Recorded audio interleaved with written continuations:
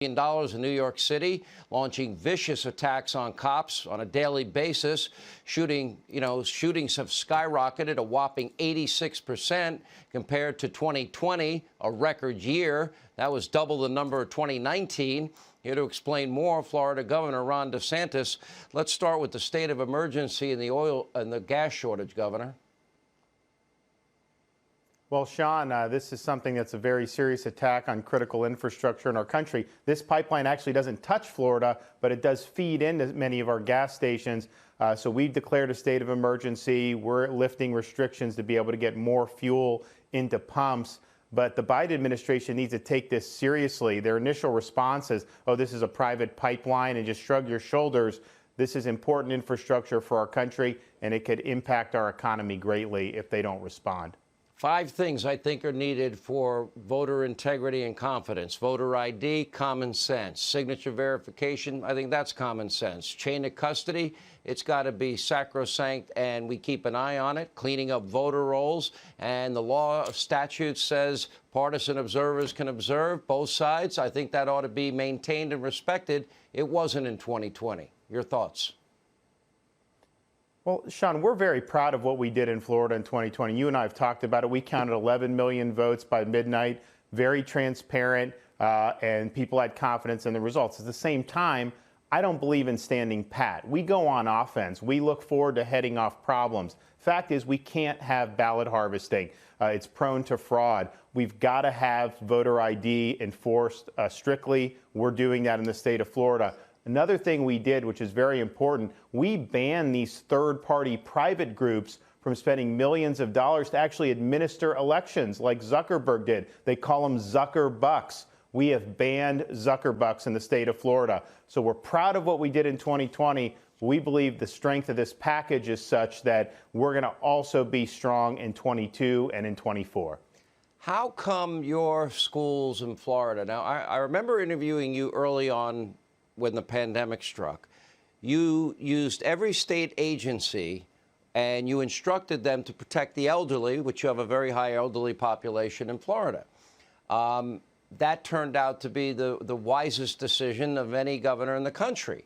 And there were a few others, to their credit, that did the same thing. We saw what happened when they didn't do that. You were able to get schools open in August. You were able to keep restaurants open. Why couldn't these other governors follow your lead?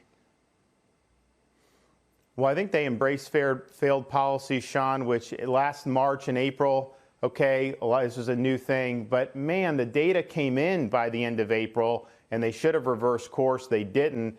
We've had schools in person, as you've said. We had a successful school year. It's coming to a conclusion over the next couple of weeks, and we're proud of that. But just think of all the millions of kids who were locked out of school for over a year in places like California.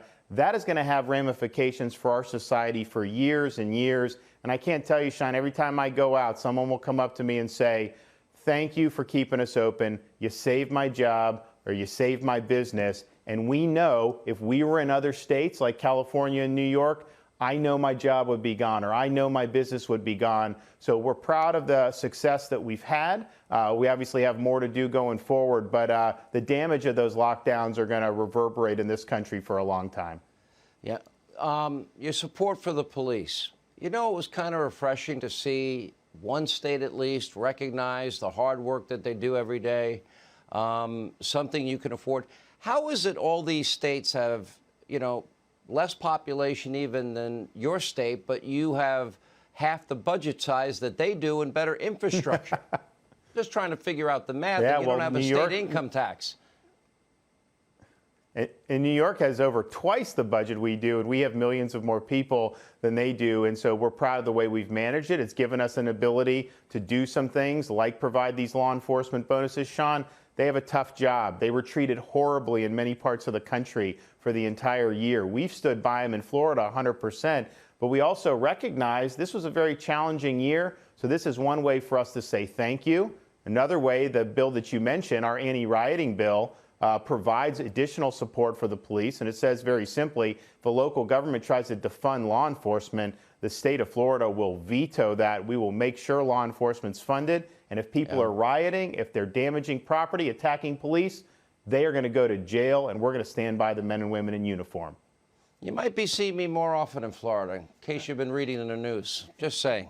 Well, Sean, I told you the driver's license can be minted very quickly, so you just got to give me a call. We'll get that done, and we'll also be happy to register you they're going as to a accuse Florida me voter. of then getting special favoritism treatment. I'll go the hard route. I'll fight the DMV. Thank you, Governor. Some breaking. Hey, Sean Hannity here. Hey, click here to subscribe to Fox News YouTube page and catch our hottest interviews and most compelling analysis. You will not get it anywhere else.